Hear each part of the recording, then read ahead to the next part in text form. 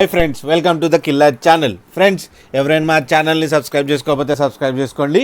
ఎవరైనా మీ డాగ్స్ అమ్మాలనుకుంటే మా ఛానల్ వాట్సాప్ నెంబర్కి మెసేజ్ పెట్టండి. ఫ్రెండ్స్, ఇవాళ మీకోసం గోల్డెన్ రిట్రీవర్ పప్పీస్ తీసుకోవడం జరిగింది.